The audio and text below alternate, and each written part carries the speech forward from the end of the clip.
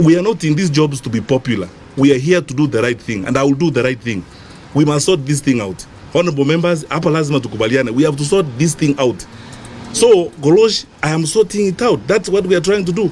I wish this gentleman was cooperative in the manner in which the facts are clear to him. And as I told you, Mr. Chairman, I will bring the file to you so that you peruse it yourself and see what we are talking about. It is not right that when we are trying to make a genuine effort, we are being called lords of impunity, that we are making the wrong mistakes and so on and so forth. None of these, even our colleagues in the media who are reporting this matter, none of them has gone through the facts that we are putting before them.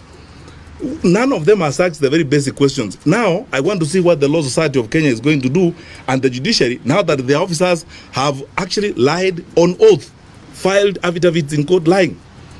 As for the relations between us and the judiciary, I want to say this.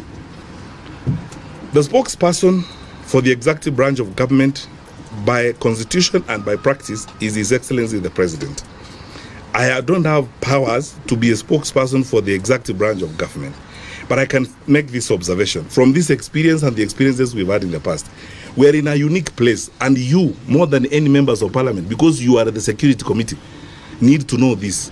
Our sector is the one that is affected most by some of the decisions that are made when they are not balanced. Why are we so bothered about the checks? The Constitution expects us to uphold checks and balances. Why are we not bothered about the balances? A clique of judicial officers, that's why I would not say, I would be very honest and say, this is not about the judiciary.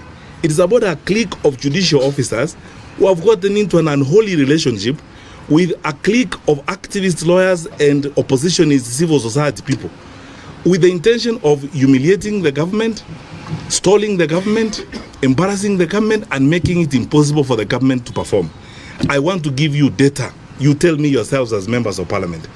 When I came here before, I told you, on the crackdown on illegal machines, gambling, you are the ones who represent the people of Kenya, the children of Kenya. You know what this nonsense has done to our children in the villages.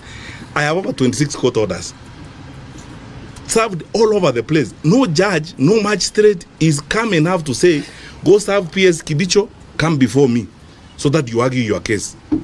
On crackdown on illicit brews, I don't know how many court orders. I've stopped the count. Served on county commissioners, regional commissioners, chiefs, everybody. You can actually sell poison in this country because all you need is to go to court and get a court order and put it on your door and sell poison in this country. And no one says, go serve the PS. Let us listen. Let us hear the two of you so that we understand what the truth is. That's what I'm saying. It's a clique of judicial officers. It's not about the judiciary. Our judiciary has got some of the finest people in the country. There's a clique in the judiciary that has been captured by a group of people in civil society and a clique of activist lawyers. And they are riding roughshod. Have you wondered, members of parliament, because you have the burden of leadership, have you wondered, in the last 3 years, one civil society activist in Kenya has obtained nearly 30 court orders, ex parte, 30 court orders, ex parte, from the court. He walks in, he gets an order, comes out. He walks in, he gets an order, comes out. In fact, he could even walk in today and say he wants an order so that all cabinet secretaries commit suicide. You'll get the order. He walks in, gets an order, comes out. What does that say about our judicial system? Last Wednesday, the whole day, the Attorney General spent time begging for one thing, to be heard. If we had been heard by that judicial officer, they would have been told what we are telling you. Mr. Miguna is on the air side. He is not in the custody of Boynet. Boynet cannot produce him because he doesn't have him. The director of immigration would have said, this guy is not held. This would have been said. Then the judicial officer proceeds to make a 36-page ruling. Just ask yourself, a 36-page ruling in 20 minutes, even if you are a paragon, isn't that evidence that there's collusion going on elsewhere and things are being brought to the judicial system to try and stall this? And then he says, when the judicial officer orders that we go to court, he says, let them come, but I will not hear them. What does that mean? Where do you want us? You want us for humiliation parade so that you can drag us by the collar through the street of public opinion. It's not an interest to resolve issues. How can you be condemned and heard? As I told you, this is not a story. Somebody should show me, this is the affidavit of service that shows that you were served a court order. This is what's happening. There is an evil clique of judicial officers working with activist lawyers and elements in the civil society who are determined to make sure that the executive branch does not function. And they will issue order after order after order after order. You cannot move. And you know, look, you are the security committee. If Boineti receives an anticipatory order, you know, you prepare to commit a crime, then you go to court and come up with an anticipatory order. We are hearing it's an invention in Kenya's judicial system, an anticipatory order. So you can't be arrested. So you go, get the order, and arrive here, and go and break into Honorable Mujiri's house. You have an order. You anticipated that you're going to make a mistake. You cannot be arrested. And let me tell you, at a personal level, and this should be on the record, I am in Parliament. I witnessed this when I was in the Ministry of Education. Until Justice Mumbi Ngugi saved us in the education sector, we had about 30-something court orders served left, right, and center. You can't have a school board, you can't have what? On the basis of a letter, honorable members, a letter, a piece of paper that was signed by the late Mutula Kilonzo, given to an individual who purported to represent all parents. And he walked around the country collecting money. He has orders in Machakos, orders in Kakamega, orders wherever, Garissa, nothing moves. So, I don't know what you can do, and I can't prescribe, because you are as much government as we are. We are equal, we are at bar. So I can't direct you, I can't command Parliament, I can't do anything. All I can do as a member of the executive branch is present the reality and inform you as it is. And you, more than anyone else in the security sector, to look into this and see how best this will facilitate or inhibit the management of security in the country. Because if you give an anticipatory order to a criminal, Boynet is not going to arrest the criminal. And if you follow, those anticipatory orders are being given by a certain clique of judicial officers. Not all judges who do them. It's a certain group of judicial officers. And the lawyers who go to them, you can count them. And the civil society activists involved, you can count them. It's a collusion. It's a group of people who collude and do this kind of thing. When you listen, because a judge asked me from the Commonwealth last week, a judge rang me up when this was playing up. He's a friend of mine who knows me. He's a judge from a Commonwealth country. Asked me a question I couldn't answer. Asked me, when Justice Roslyn Abrili received this application that your guy is held at the airport, was the world going to come to an end if she said, serve the director of immigration and come before me tomorrow? Was the world going to come to an end? Because that way, the director of immigration would have explained what was going on. One, we can't arrest this guy. He's on the airside. Two, he's not in our custody, so we can't produce him. Three, receive a report from us. You should see the comments of the Kenya National Human Rights Commission, which have not been heard and have not been received in court. So you have one order issued on top of another order and so on and so forth. And it's like a race within this clique of judicial officers. It's like a race on who can humiliate the executive more, who can embarrass the executive more. The more you can injunct the executive, the more you can stall the executive, the higher the officials you can embarrass, the more heroic you become. That's all I can say on that point. And lastly, the point is this, honorable members. I'm not able to comment on what Honorable Tuchu said because I didn't see the full program.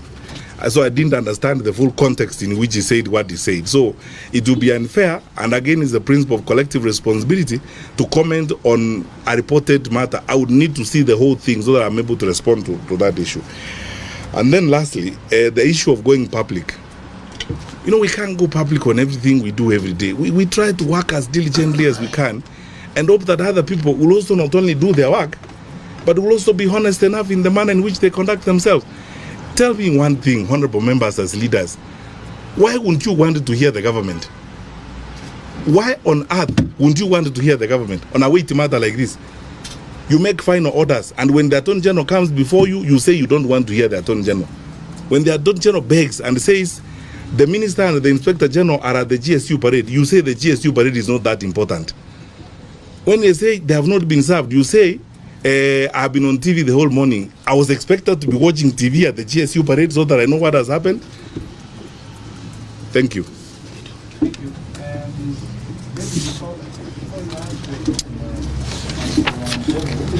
I want to recognize the presence of the and then we have the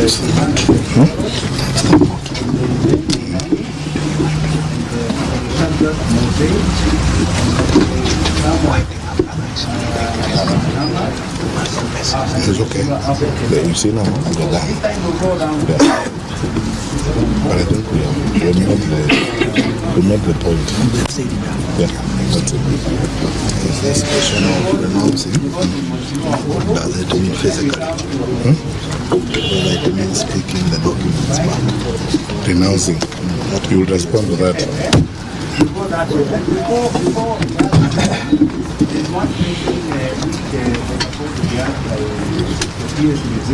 Renouncing. Yes. I want the CS as a friend. Passport orders, which the state government the hosting, the side down the government, not the hosting, and they are not good for the country. It's really hard to find the country. I think we have to sit down and see how we can get it. It shows even and patriotism, even make us Yeah. not for the country, they are for the if you ask DS Chair, through the Cabinet Secretary, if you can recall, before the August 2010 new constitution, the government of Kenya only did not allow dual, which means you could not hold citizenship of two nationalities. It was therefore deemed that anybody who had acquired citizenship of another country at that time when dual was not allowed, it does not mean that he lost his birthright, but at that stage he was deemed to have actually gained the citizenship of the other country but lost the other one. But there was also a provision, a rider onto it, that you can regain it. And that's why the Cabinet Secretary has clearly said that even those people who are overseas today, regaining is even online. You do the regaining by applying the relevant forms, you send them to the Department of Immigration, and that is now compiled and forwarded for the CS to now endorse. And then once you regain, you'll go back to now get your ID. So ideally, the ID Miguna has today is actually an invalid document. He will, even when he regains the citizenship, he will have to go to NRB to now get his ID, and then he can now process the passport.